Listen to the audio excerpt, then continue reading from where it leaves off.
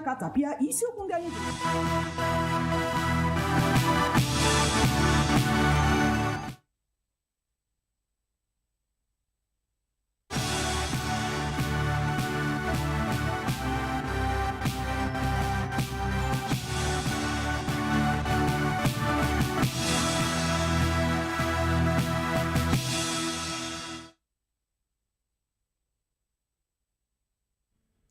Hello and welcome to the News and Voice of the People television. I am Chioma Innocent.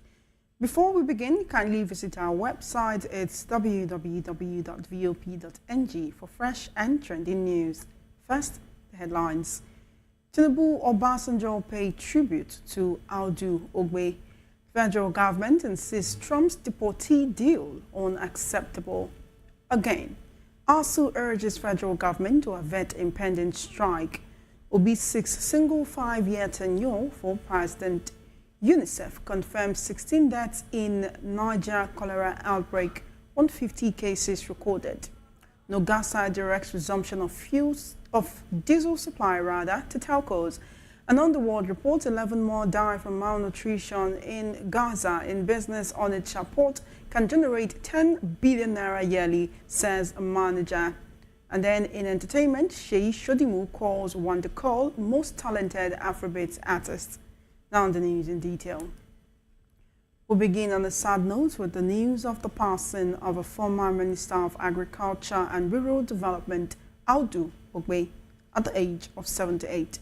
The Ogbeh family disclosed this in a statement that the elder statesman died on Saturday, adding that he departed peacefully, leaving behind a legacy of integrity, service, and dedication to the nation and community. The statement added that details of the funeral arrangement would be communicated in due course. Born in Ogbeh, Benue State, Ogbeh served as Federal Minister of Communications from 1982 to 1983. And Minister of Steel Development in the Second Republic until the coup of December 1983 halted his tenure. After a period devoted to which he resigned, he was later appointed Minister of Agriculture and Rural Development by former President Muhammadu Buhari, serving from 2015 till 2019. Meanwhile, President Bola Tinubu is leading tribute to the late former minister and ex-chairman of the PDP, Audu Ogbeh, describing him as dedicated and patriotic. The president condoled with the government and people of Benue State and also commiserated with the late statesman's family, friends, and associates. In a statement by presidential spokesman Bayo Ononuga, President Tinubu acknowledged Ogbeh's intellectual contributions to policy formulation and his articulation of practical solutions to complex national challenges. He described Ogbeh as a patriot whose wisdom, dedication, and pursuit of progress left an indelible mark on Nigeria's political landscape, and one who was always ready with facts and figures to support his propositions. On his part, former President Olusegun Obasanjo expressed shock and sadness at Ogbeh's demise. Obasanjo, who is in Uganda on a visit, described the late minister as a peace-loving, unassuming, committed patriot and a firm believer in democracy and participatory governance. In a statement by his special assistant and media, Kehinde Akinyemi, Obasanjo noted that Ogbeh increasing to 16, up from the 13 recorded 2 weeks ago during the initial breakout. Disclosing this when she led a team on an advocacy visit to the Emir of Mina Farouk Bahago.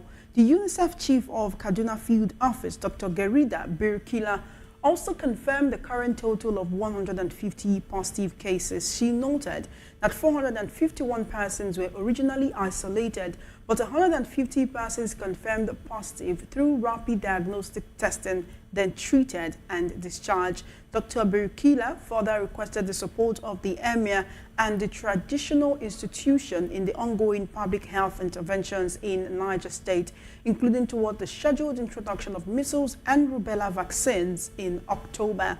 She explained that these diseases could be eradicated with the collaboration of government and the traditional institutions. In his response, the Emir assured UNICEF of the Emirates' support and prayed God to grant them success in eradicating the diseases from the state.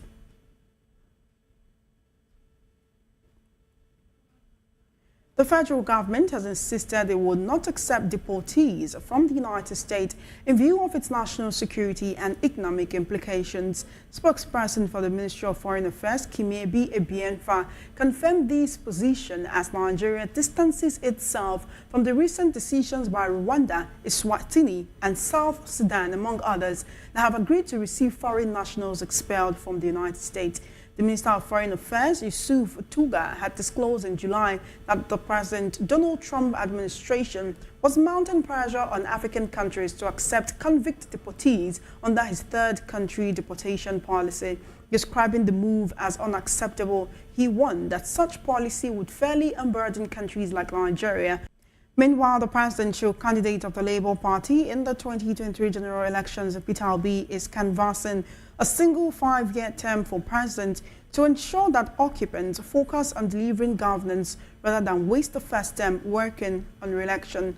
Advocating the South Korea model, Obi, who spoke during his call, that if elected president in the 2027 poll, he would only serve one term and not a day longer in office, and would also ensure that every political party functions properly.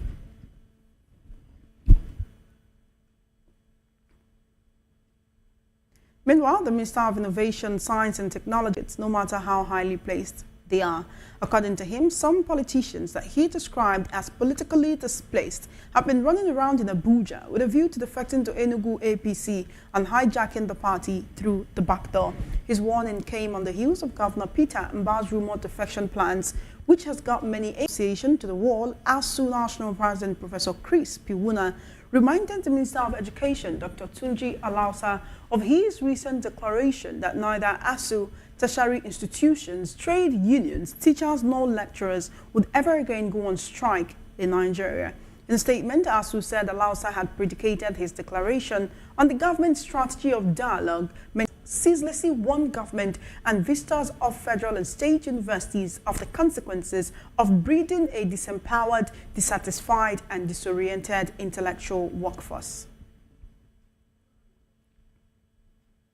The Natural Oil and Gas Supply Association of Nigeria, NOGASA, Communications Commission, and based their assurances that the matter that led to service withdrawal would be resolved amicably from August 11 in the interest of energy security and Nigerians at large.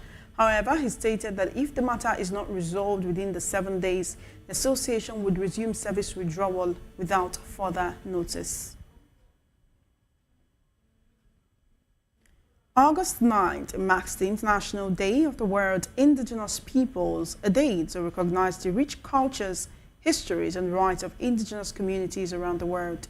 In Nigeria, it is also a reminder of the urgent need to preserve our indigenous languages and traditions. VOP TV's Matthew Ogunswada provides a further update in this report. People to make their own decisions and to do so in ways that are meaningful and culturally appropriate to them. According to reports, there are an estimated 476 million indigenous peoples across the globe, although they make up less than 6% of the world's population. In Nigeria, where English remained the official language due to colonial legacy, there are about 520 indigenous languages, including Hausa, Igbo, Yoruba, Ibibio, among others, making it one of the most linguistically diverse nations in the world.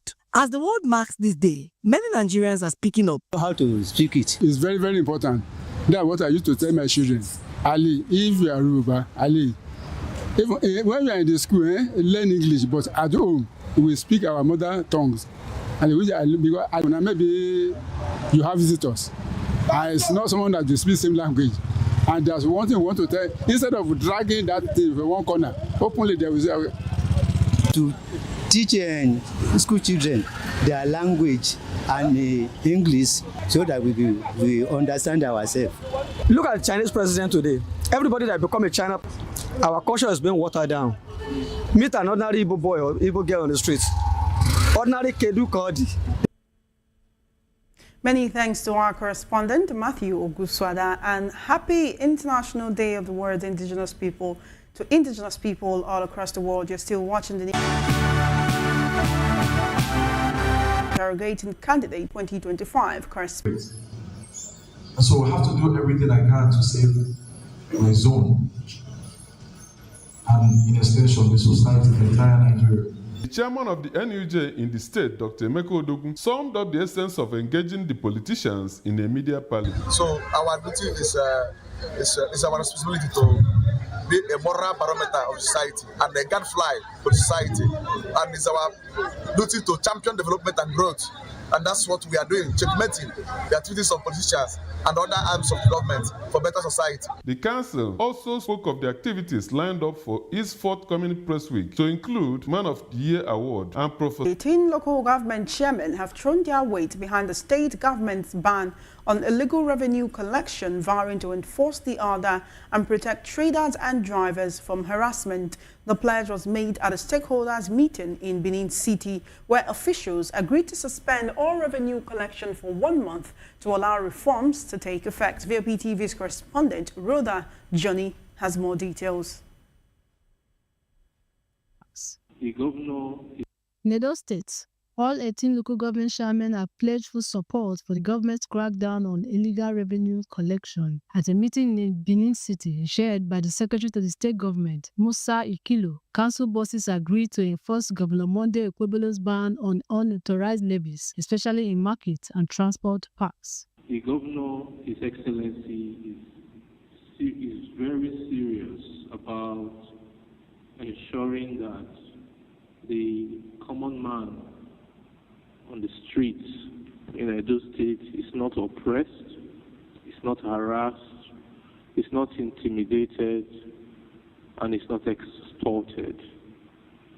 That is why when he got several reports of various illegal collections going on, he had to place a blanket ban on behalf of the local government council chairman. In our previous meeting, on behalf of the local government council chairman, in our previous meeting, we also urged the EIROS that we are ready to sit down with them and see how we can block many of these leakages and share ideas and see how we can improve the tax collection in our various local governments. The state's Attorney General warned that the offenders will face prosecution. The General warned that the offenders will face prosecution, while the Transport Authority pledged or the other, either at the local government or state. Because a lot of people engage in illegal collection. This government cannot afford to be doing patronage by giving you government platforms to collect revenue.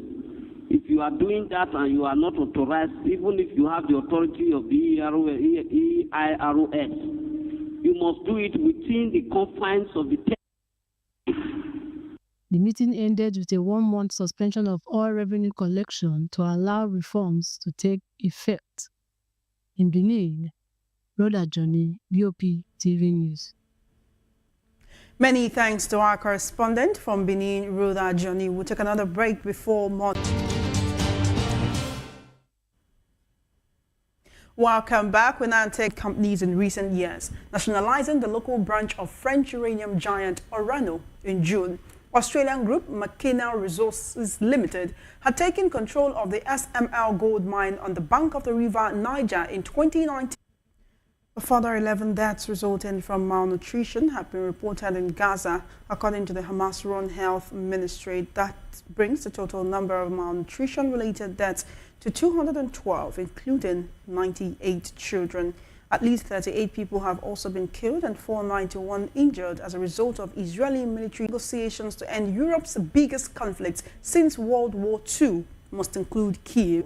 According to sources familiar with the matter, 21-year-old Michael Gloss, who was killed in police, said there were also 7 other arrests for offenses that included assaulting officers. Organizers of Defend Our Jury's actions crossed the line into criminality.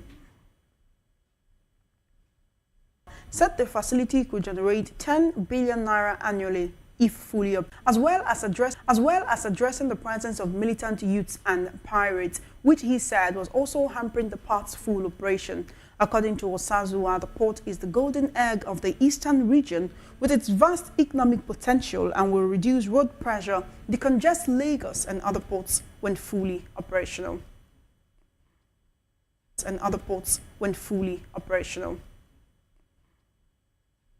of news, fun, and inspiration.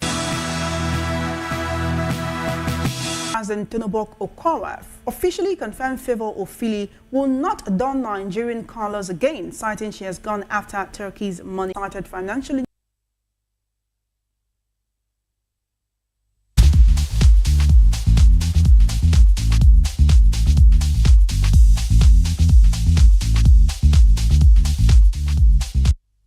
Welcome to the entertainment news.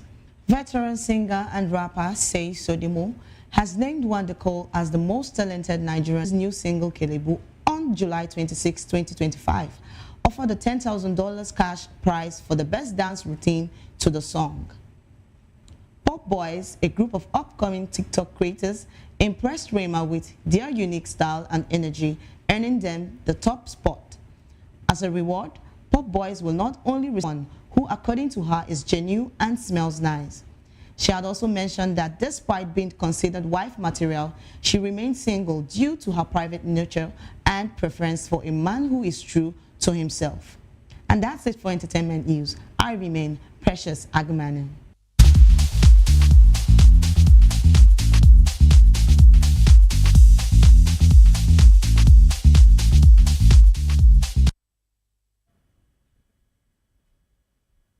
And that is on the news hour. Before we go, a quick look at the headlines. Tinubu Obasanjo paid tribute to Audu, Ogbeh, and on other social media platforms. We are at VOP TV Live. I'm Chioma Innocent.